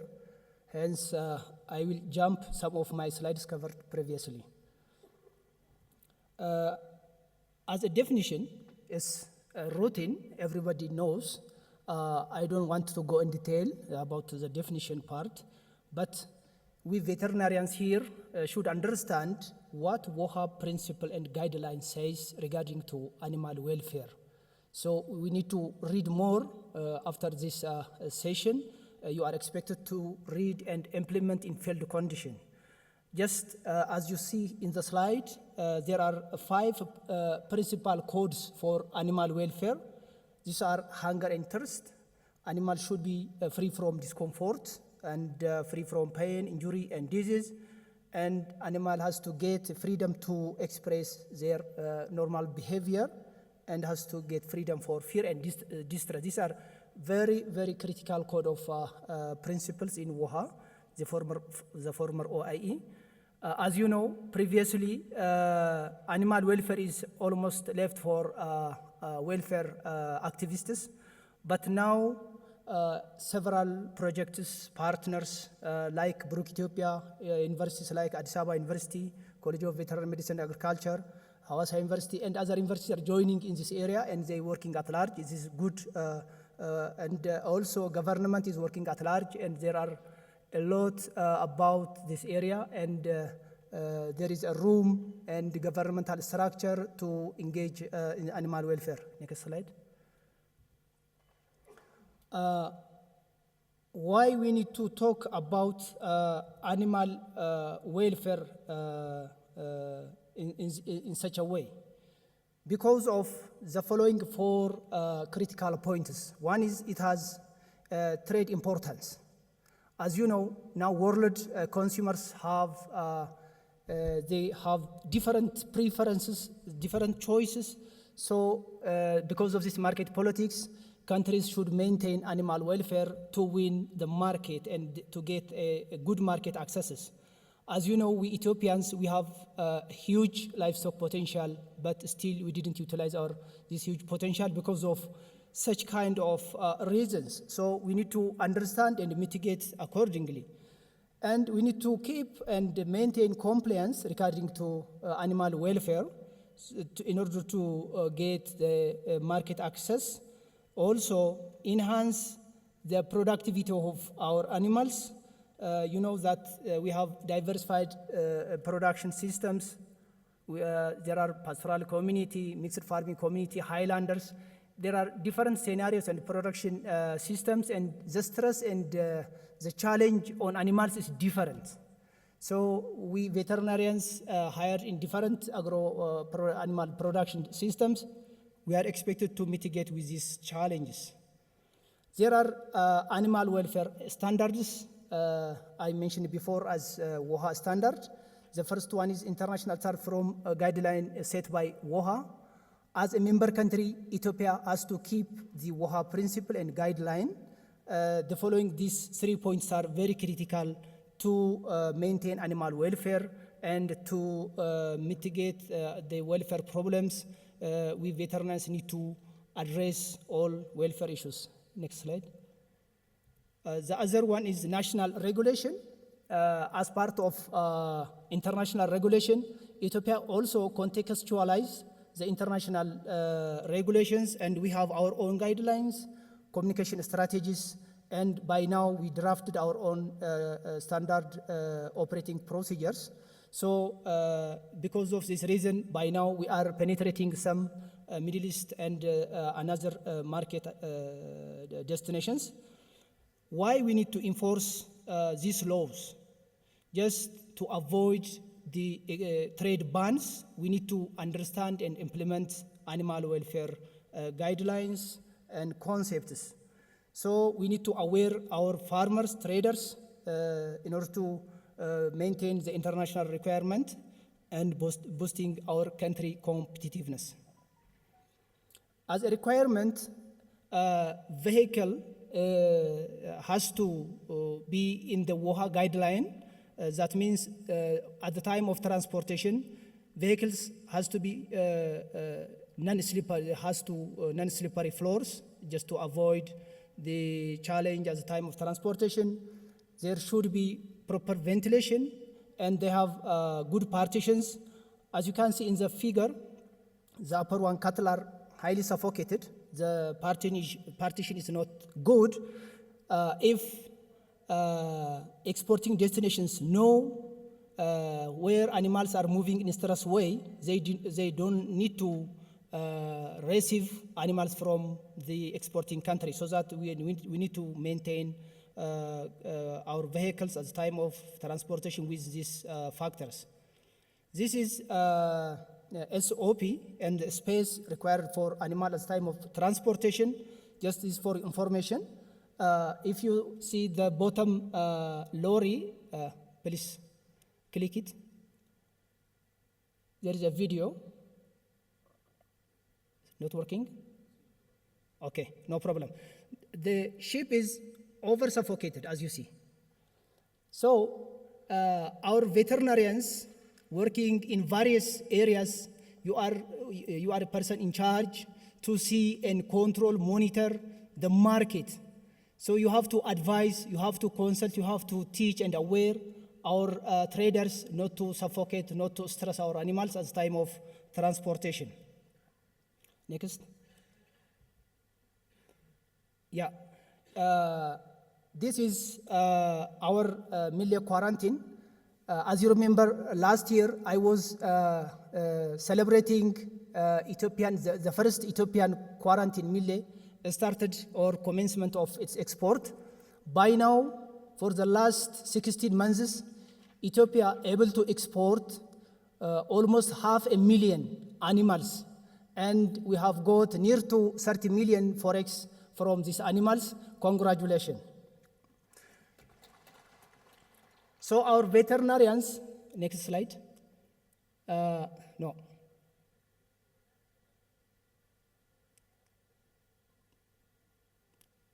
No, back. Next one. No, you move fast, please. Back. One slide. This is our inspectors. Ethiopian Agricultural Authority has 14 stations and 4 centers we have our own inspectors. Then at the time of quarantine service and transportation, our inspectors inspect the vehicle condition. It should be safe and comfort for animals. And they also check plan for feed at the time of transportation, water and rest areas will be checked. Also, the history of vaccination and documentation will be checked. And finally, they will ensure the animals loaded to the animal with a specific kind of species. And finally, they will award or give the certain export permit at the end. Just next. This map, just for showing you the major exporting routes of livestock markets to our neighbor countries. This does not mean that these are the only points animals exporting to neighbor countries, but there are another many points to our neighbor countries. But this is as a general that is studied by IGAD office. Next. The other point I would like to address is the impact of animal welfare on trade. I don't need to go in detail. It has productivity impact to get a premium market access and to get a premium price from our animal product, and cost efficiency also is benefit, so that we have to implement animal welfare. The other issue is trade barrier. If we fail to keep animal welfare, we will expose for banning from markets, export markets. So that we have a good example.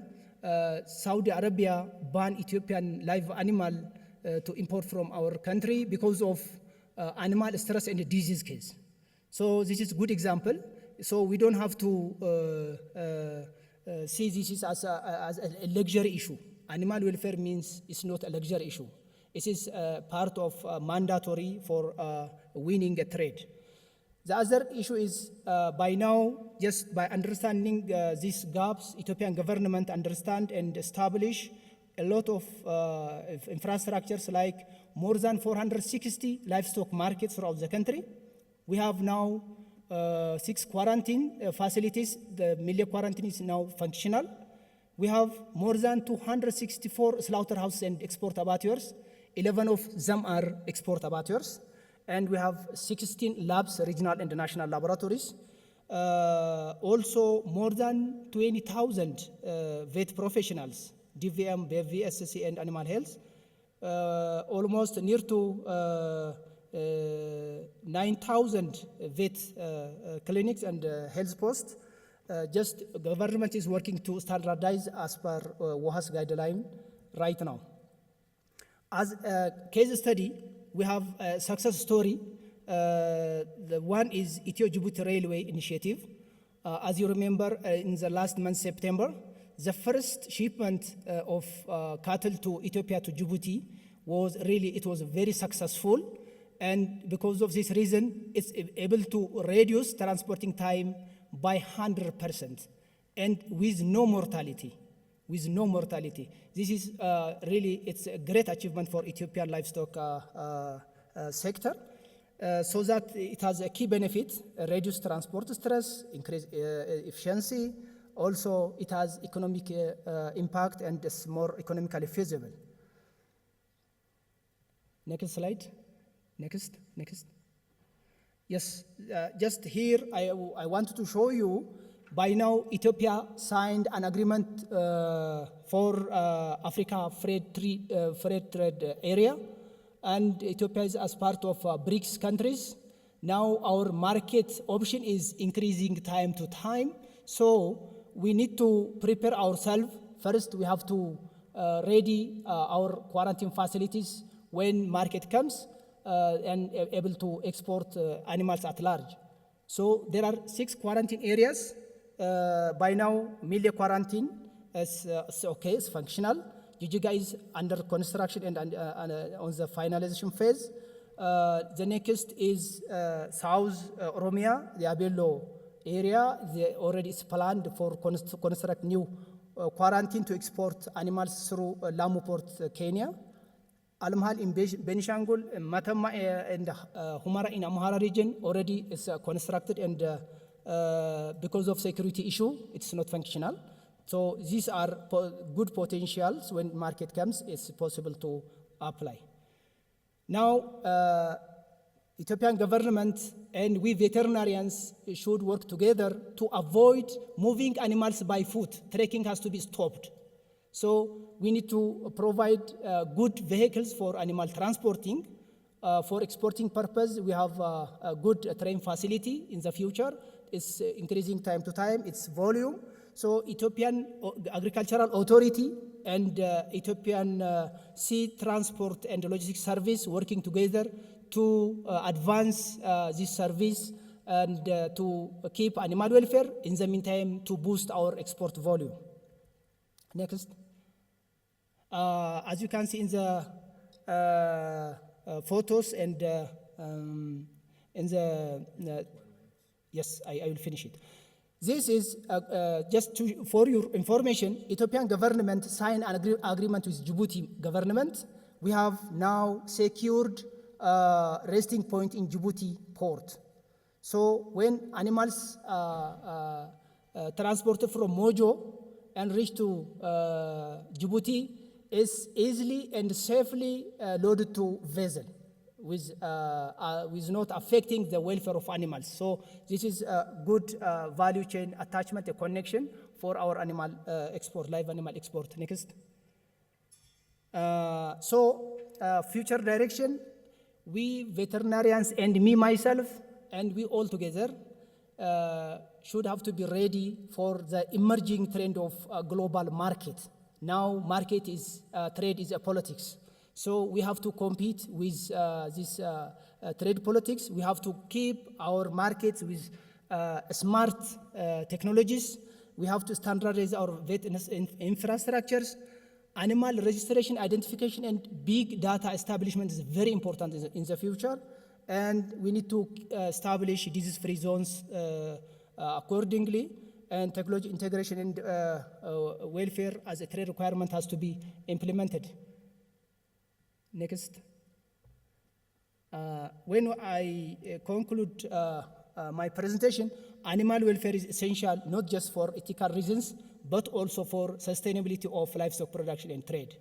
Good welfare practice lead to healthier animals, improved productivity, and better market access. International and national standards ensure that Ethiopia can remain competitive in the global livestock trade. As a regulatory compliance, quarantines, abattoirs, commercial farms, and model producers should be promoted to apply welfare practice based on welfare SOPs. Adopting and scaling up modest types of transportations are very important. Next. Just last slide. I need to conclude my presentation with this proverb. He who is cruel to animals becomes hard also in his dealings with men. We can judge the heart of a man by his treatment of animals. Thank you.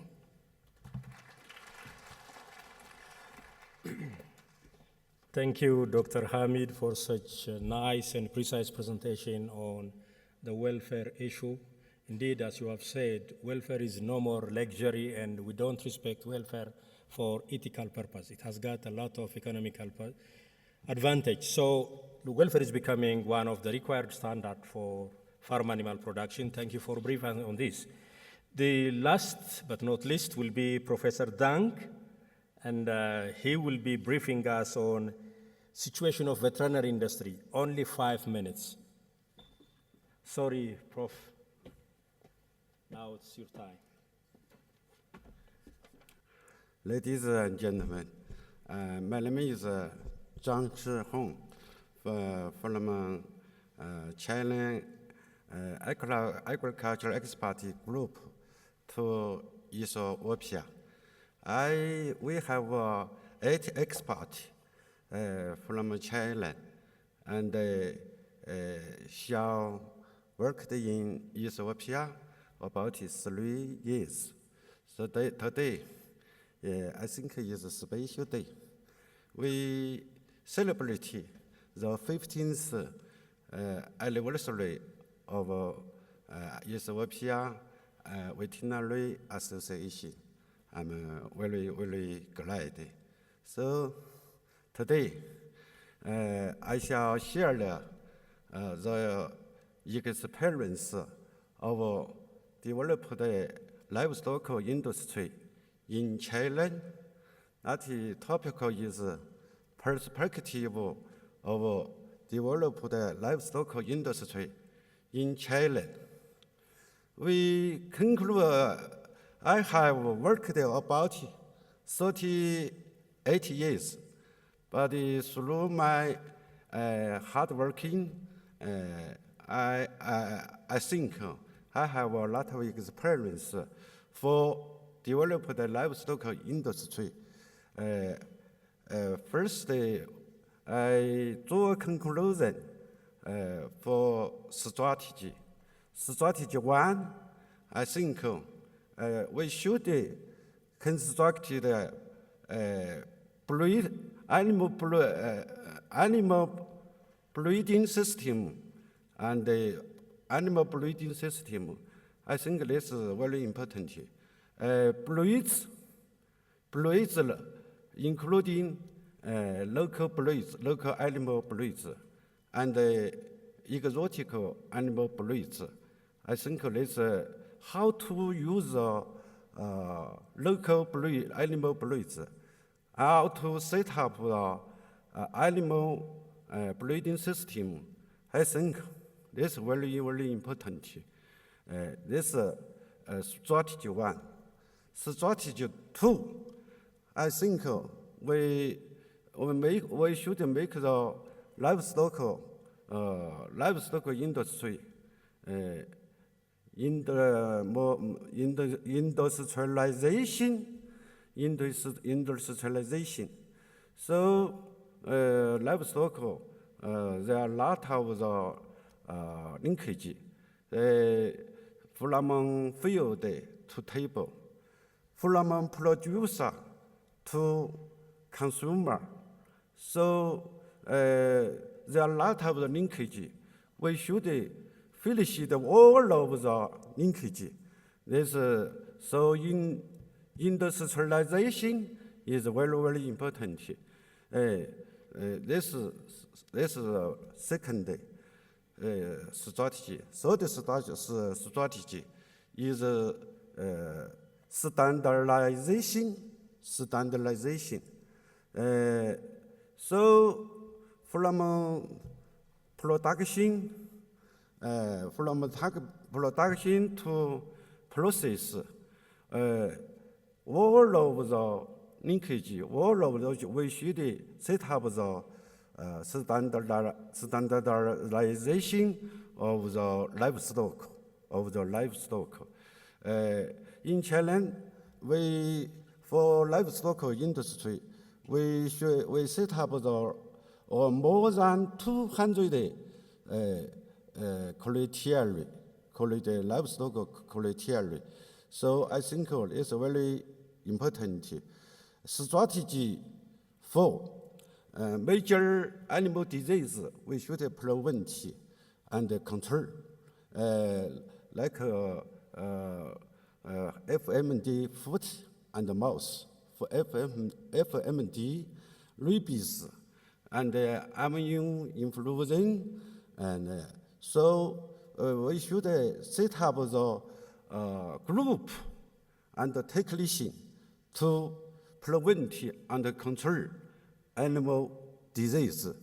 We should set up the laboratory to prevent, to test animal disease.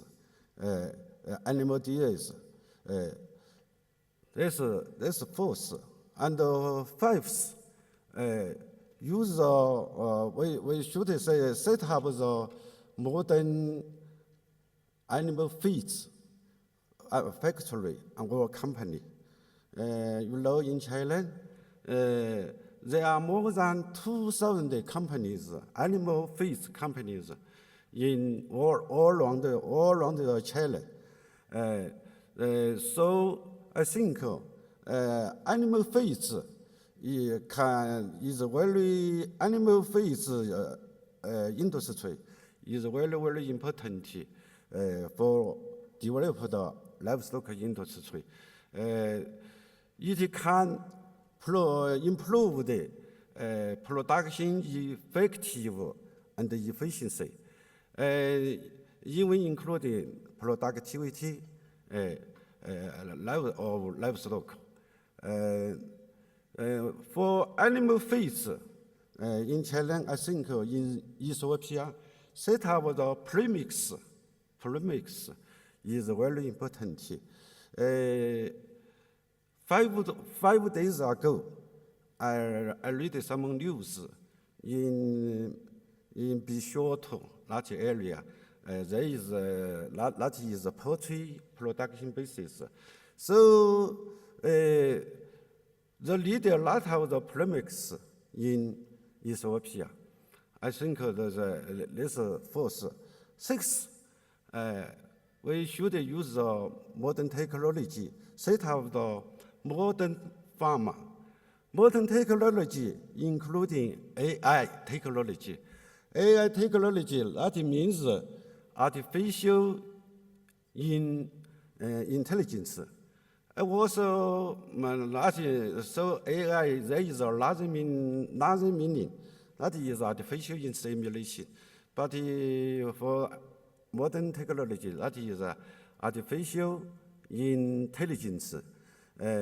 Even include some e-commerce, for e-commerce technology to sell livestock products. So that's what I want to say. Maybe I have this experience I shall share it with you. Thank you for much. Thank you, everybody. Thank you, Professor Zhang, for briefing us on the veterinary industry in China. Thank you very much. I think this is going to be the last talk.